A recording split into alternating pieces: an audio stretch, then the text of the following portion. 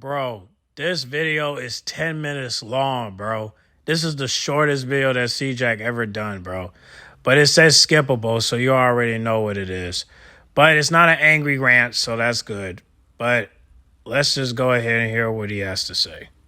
All right, y'all, so this is the last ever 3-hour Smackdown, okay? Next week's Smackdown's finally going down to 2 hours. Finally, okay? And at the very least, it'll be one less hour of garbage every week because, man, it is an hour and a half before this episode is done, you know what I'm saying? I think it was taped in Saudi Arabia, you know, because they have Night of Champions tomorrow. We're going to speed through this because, quite frankly, I'm not watching the rest of this show. I will go see the Cena and Punk segment. Like, I'm going to watch that actual full footage of that, probably on Twitter or YouTube, wherever it is, and then I'll finish off the review because what I saw so far, I'm not watching the rest of this garbage. I'll watch a little bit of highlights of the Tiffany and Nia match, and that's about it. So, with that being said, let's get into the review for the final 3-hour Smackdown. Woohoo, baby! You know, I'm so excited to be making this video because at the end of the day, like, even though this Smackdown is absolutely atrocious and unwatchable, basically, like it's been for the last, like, 6-7 months at this point, however, the deal is that you know this is the last 3 hours. So at the very minimum, it should at least be 1 or 2 points better next week because Smackdown the last 2 weeks has been solid and serviceable. It's been decent, okay? So at some point, they have to improve, and hopefully next week when it goes to 2 hours, it can be the beginning of that process. Now, we have the first thing, which was Cody Rhodes and Randy Orton. And believe it or not, due to technical difficulties, this promo was absolutely cut short. So all we really got is Randy Orton saying the same thing he's been saying for 3 weeks now, which is that I respect you, I'm grateful for you, I respect the heck out of you, Cody, but at the end of the day, I have to RKO you and I won't do anything, there's nothing I won't do to win this championship and to win this King of the Ring. Then Cody Rhodes responds with, I am thankful for you, Randy. I am grateful for you, Randy. And I think I'm going to be King of the Ring and you're not, Randy. And that's basically what we get. That's literally all it was. You know what I'm saying? He throws the mic down afterwards, and that's literally it. So I don't really know what else to say about this promo, this segment. The technical difficulties got in the way, but hey, we got less of Dr. Libations rambling on the mic for zero reason at all. So I guess that's a plus. We then move on to Jefferson Cobb. You know what I'm saying? Good old Jeffrey Corner Cobb, Jeff Cobb, JC Mateo Cobb, whatever you want to call him. He goes out there and fights Jimmy Uso for the 90th time, and Jimmy Uso ends up getting pinned, of course, okay?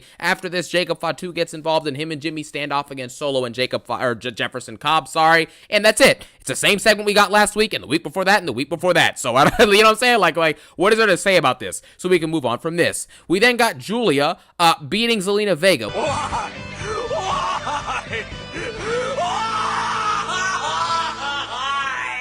Which obviously, let's be honest with ourselves, Zelina Vega is probably, even though there's only been 3 women's U.S. champions so far, now that Julia's won, Zelina Vega is by far probably going to be the worst women's U.S. champion of all time until we get someone really bad to take her spot. She was not over. She told no stories. She had no good feuds. She wrestled Piper Niven and Chelsea Green a combined 11 Smackdowns. She wrestled one of the Secret Service members in a span of, 13 weeks? 11 matches out of 13 weeks. She was fighting against the Secret Service. If you find that entertaining, I don't know, man. Hey, whatever. It is what it is at the end of the day. The reign was absolutely atrocious. It was awful. So the fact that it came to an end tonight and Julia predictably got this W, I think this is great. Zelina Vega will likely go back into being a jobber and she may end up getting fired. You just never know. Like at this point, if we're being honest with ourselves, we saw Chelsea had the U.S. title and she lost it and she is now a 100% unmitigated jobber. You understand what I'm saying? So Zelina Vega will likely be the same thing. She's not over. Nobody cares about what she's doing.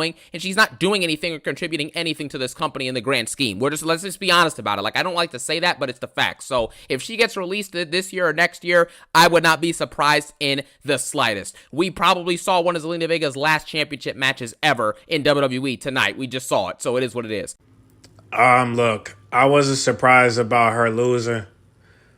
It's the booking. You know, Triple H really booked her to oblivion, man. And the fact that she had to face the same old people. Chelsea, Piper, Alba. No Candice, no B-Fab, no Michi. Just the same old people. You could have had Nia Jax versus Selena. You know what I mean? Even though she's a main eventer, I'm just saying. It's just sad, man. It's just ridiculous. And I feel so sorry for Selena, man. If you look at this picture that I'm putting on the screen, bro, she knew she was going to lose that belt. She knew. That's why I hate that this, WWE is scripted, because can you imagine if this was UFC? She would have had confidence that she was going to beat her. But nope. Nope. Nope. Nope. They told her that she was going to lose. They told her. And it's just sad, man. Very sad. But that's why hey, listen. Julia just got transferred. The least she can do is, work towards it. You know what I'm saying? Work towards the belt instead of just giving her this title shot and then just take it off her back that quick. You know what I mean? Like at least put her in a match where, you know what I mean? Let's do a build up or something. But instead you do this. It's just sad, man. We could have had this at Night of Champions. But instead you want to do this on SmackDown. It's just sad, man. But yeah, that shit sucked, man. But I'm gonna be honest with you, man. I think they're most likely gonna release her, and I think it's mainly because, yeah, I mean, he's right. It was one of the worst title reigns in history, but it was because of the bookings. It wasn't her fault. It was Triple H. He kept booking her with the same people when he could have had her face Candice LeRae or B-Fab or Michi. You know what I mean? Any woman in the back. I'm glad he got her to face Alba Fire, but I'm just saying she could have faced some NXT superstars like Thea Hall or I'm trying to think, like who else? Kalani Jordan or trying to think. Izzy Dame. She could have faced either one. She could have faced somebody. You know what I'm saying? Julia, I don't have a problem, but why would you have her face Julia right now? Why you couldn't have her face somebody else, like somebody from NXT? You get what I'm saying? Like, it's just like I would like for her after Chelsea Green. I would like for her to face Candice LeRae. That's what's something I wanted to see. Or Alexa Bliss, just to put her over. You get what I mean? But instead, you have her face the same old people. So Triple H definitely screwed her. And if he released her, I wonder how Aleister Black gonna feel about it. Because if he just come into work and it's just like, okay, you come into work, you just got signed, and already your wife's getting booked to oblivion. I'm like, bro, why you ain't say nothing? That's your wife. You get what I'm saying? But it's just like, damn. You know what I mean? I don't know what's next for Selena, but this ain't looking good, bro. It ain't looking good. But that's why I just wish Black would do something about it. You know what I mean? Because it's like, bro, you hired me just so I could see my wife get jobbed out. Come on, man. You know what I'm saying? So it's just like, I don't know what they're going to do, man. I don't know. But I do believe that they're most likely going to release her. I don't know when, but she ain't going to be the only one. I mean, I think they're going to release JD too. You know what I'm saying? While everybody else stays, for at least for the most part. But, yeah, I don't know, man. I could see it coming, to this day. The ones that's not being used, the ones that's not getting booked correctly, they're going to be gone. I'm just wondering what's going to happen with Austin Theory. Are they going to get rid of him too? Yeah, they got to get rid of Galson. What's her name? Galson Waller, I think his name. Yeah, you know what I'm saying? Like, damn. You know what I mean? I don't know what they're gonna do, but hopefully. I mean, are they gonna release the Wyatts too? Like, there's so many things, but I'll tell you what. If Selena do get released, she can go to TNA. Like TNA or AEW, maybe her and Dakota can talk about it because they got a podcast together, so maybe they can talk about it and see where they should go. You know what I'm saying? I could do a poll tomorrow morning, and I can well, not tomorrow morning, but like in the morning, and I can see where Selena should go from here. Should she go to TNA? Should she go to AEW? Maybe do some indie work. You know what I mean? Like, I would love for her to go to Puerto Rico and win the Puerto Rican title like Carlito. You get what I'm saying? I mean, that would be cool. But other than that, man, she needs some freedom and creative control. So, and staying in WWE is not going to help you. So, but the good thing is she got gold. So That's good. Even though she's got the worst title reign and whatnot, at least she won the gold. That's something to talk about. That's something to carry. And that's something to memorize and remember for. And that's why I hope for Raquel. I hope that she wins some gold as well, whether it's the IC belt or the Women's World title. I would prefer the IC belt, but if they do try to get her to go after that belt, that's cool. But she got to get over with the crowd before she win that Women's World title. So I prefer the IC belt. You know what I'm saying? But Roxanne might get that, or Liv might get that. But we'll see. Maybe Roxanne. Well, no, I still think Roxanne might go after the Women's World title, and then Liv is probably going to go after the IC belt, and then maybe challenge Raquel, and then Raquel would probably take it from her. But we'll see. We'll see how it goes. But yeah, pray for Selena, man. Pray that she'll figure it out, because once her husband finds out that she's released, ain't no telling what's going to go down with him. But we'll see. But send a prayer to Selena, man. Pray for success. That's all I can say. Now we move on from this. We then got Alexa Bliss and Charlotte backstage. They're basically discussing that, Alexa Bliss says she wants to have like a friendly alliance, basically. Same thing they've been teasing, but she says she wants to have a friendly alliance with Charlotte Flair because, they need to team up and, fight against some evil or whatever the heck she said, fight back against whoever's out there. So that's going to be a cool little team. And she says, Charlotte, think about it. Give it some thought. I'm excited for this because Alexa Bliss and Charlotte are two of my favorite women's wrestlers. So if they can actually turn this into a great story, and by they, I mean Triple Fraud, the game, I'm the Fiend.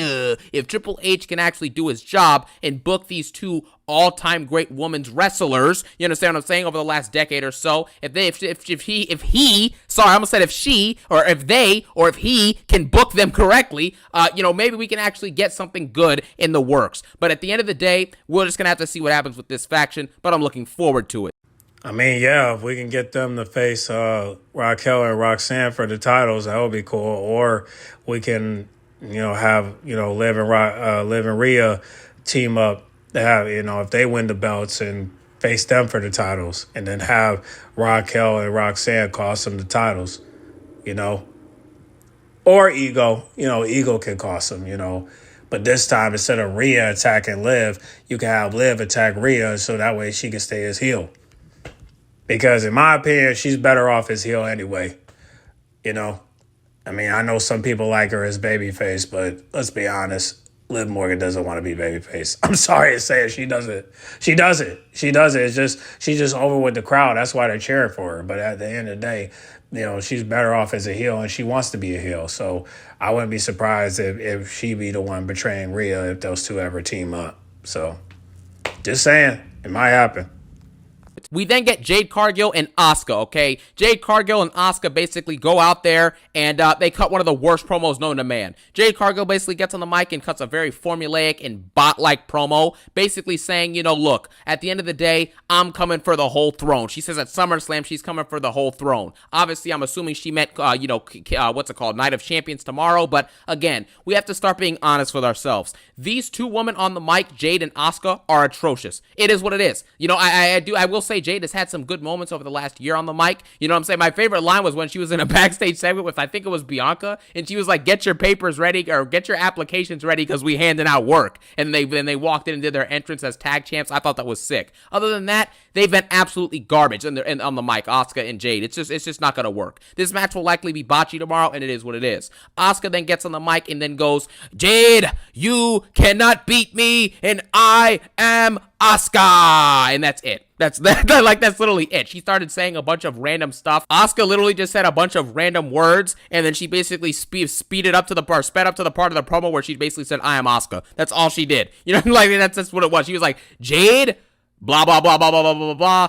I don't like you. I'm going to beat you. I'm going to win the Queen of the Ring. I have experience, yada, yada, yada. And then she said, I am Asuka. And then boom, you're done. That's all this was. So there's nothing to speak of here. Naomi then gets involved afterwards. Naomi comes out and she's like, you know what, Jade? You're just mad that I'm going to take your moment because I have full control with this briefcase. And I suggest you proceed with, and then Jade goes over to try and fight her. Naomi moves out of the way. Then Asuka beats up Jade and then stands tall and looks at the Queen of the Ring. Obviously, Jade Cargill is going to be winning this match tomorrow, so just prepare for that to take place. We then move on to get DIY versus, Andrade and Rey Fenix. This match is actually kind of decent, I would say. It's slightly entertaining. You know, there's good in-ring work, right? This isn't a bad match per se, but there's nothing really special about it in my personal opinion, okay? Now, after this point, this is when I completely shut this off because I am not watching the Wyatt Jobbers fight against the Street Profits. I'm going to assume, right? I'm going to assume that this match ends in either a DQ or a no contest now, as they call it, because now they call DQs no contest to make up for Triple H's bad booking, because he likes booking everyone 50-50 so no one gets over anymore. So I'm assuming this match will end in a DQ, and I'm going to be honest with you. Actually, you know, let me look this up as I'm making this video and just cut to it, you know what I'm saying? So I caught up on it, and what do you know? The match ended in a no contest, aka a DQ. Surprise, surprise. Triple H gives us no legitimate winners. No one legitimately retains anything, and there you have it. So the Street Profits tag match ended in a DQ. I'm sure the match was mediocre at best. Roxanne Perez then wrestled in something or did some type of match. I don't know what it was. I don't care. Okay, I just want to stop the video real quick to let y'all know that Raquel got some new merch for the summer, dog. And it's black and gold. It's going down for real. Now, the price is not right, but hey, the shipping is free with the code on the bottom. So you already know, if you got an extra 40, go ahead and cop this merch. Because this merch is on fire. And this girl is on fire. Raquel is off the scale with this merch, dog. And also the link is going to be on the bio, so you already know. Let's get back to the video. Raquelio! Tiffany Stratton then fought Nia Jax. I'm speeding through, man, because I'm so done with 3 hour SmackDown. Like, I'm not wasting my time on this anymore, bro. We're at the end of the line. We might as well just finish this off. Tiffany Stratton then had a match with Nia Jax. I saw some of the highlights from this. This match actually looks like it was pretty decent, I'll say that much. Tiffany put Nia Jax through 2 tables, which I thought was sick, but again, this is Nia Jax versus Tiffany part 80. There's nothing nuanced, there's nothing creative, there's nothing interesting or engaging about this match, and because of that reason, there's nothing to really speak of. Tiffany obviously retains her championship. Naomi came out and tried to cash in at one point, and that's pretty much all there is to say about this. Tiffany retains. We move on. Now I'm going to go watch the John Cena segment with CM Punk, and I'll be back in a second. And now I have officially seen the final main event segment with John Cena and CM Punk, okay? I have to say, man, this segment was very corny and very cheesy, okay? It's very obvious. It's very evident. I do like the fact that they kind of took each other's kind of gimmicky moments, I guess, in back-to-back weeks. I thought that was a decent little touch. And at the end of the day, the presentation of Punk life, you know, Punkonomics, I thought that was pretty decent. However, in CM Punk's actual promo, because it was so corny and cheesy and the material of it was a little bit off, there were some moments where the crowd didn't understand what he was saying or just didn't react. There were some moments where he messed up his words. It was a lot of different stuff. But at the end of the day, the promo itself, I would say, was pretty solid. It was mildly entertaining, or actually it was pretty entertaining, I'd say, and what he was actually saying was good. Therefore, the promo was overall either good or very solid in my opinion. He mentioned how John Cena, you know what I'm saying, has buried more talent than The Undertaker. He says, what did he say? He's like, what's it called? He said that, like, we can see you're a snake and I'm Kendrick Lamar and you about to be Drake. You know what I'm saying? So he go get that dub. He basically brought up how CM Punk goes, and this is actually probably my favorite one because I like DC and Marvel and all that stuff, but Punk goes, he's like, well, I'm still here after you retire. I'll be winning championships and having fun while you'll be washing your underwear for James Gunn. You know, I thought that was great. So that was pretty entertaining. He says that, what's it called? Something, and brought up like Nikki Bella, like how they hired his ex. So that was kind of cool. He called John Cena a washed up bum. It was a bunch of good one-liners, I will say. A little bit cheesy and corny, of course, but again, if what the material you're providing is actually true, it's substantial, and it actually makes sense, and it was executed pretty well, like this was for the most part, because CM Punk did messed up multiple sentences and multiple lines and kind of minced words, and therefore the crowd kind of gave an awkward reaction, but for the totality of this, if you were to review it as a whole, this was good. You know what I'm saying? It was either solid or good in that range, so it was pretty cool to see it. I enjoyed it, and at the end of the day, we'll just have to see what happens in CM Punk and John Cena's match tomorrow. This episode of SmackDown gets a customary one-time, the last 3 hour SmackDown ever gets a 1 out of 10, baby. You know what? I'll up it to a 3 for 3 hours. This last 3 hour SmackDown gets a 3 out of 10. Stay tuned tomorrow. I'll be coming back with the Night of Champions review. It'll be out tomorrow afternoon. And as always, I thank you guys for your support. I appreciate you. I respect you. I love you. And I thank you guys for watching. Have a phenomenal day. Peace out and one love. Yeah, I just let him talk on that one. But yeah, man, Night of Champions, man, 1 o'clock. I will be going live, and I'm gonna get I'm gonna get hyped for Rhea versus Raquel. You already know. But yeah, man, y'all get in the comment box and let me know what you guys think about it. Friday Night Smackdown. Let me know down below, okay? Give in the comment box. Make sure you guys like, comment, subscribe, share if you're new. And don't forget, we'll be going live at 1 p.m. for Night of Champions, so hopefully you guys are not at work. But just remember that this live stream will be on YouTube, so if you're at work and you're at your lunch break, feel free to click on, because we're probably going to be on here for like 3 or 4 hours, depending how long the pay-per-view is going to be. But since this is 6 matches, I wouldn't be surprised if this don't end until 5. But we'll see how it goes. But y'all get in the comment box. Make sure you guys like, comment, subscribe, share if you're new. And I'll see y'all tomorrow at 1 p.m., all right? I'm out.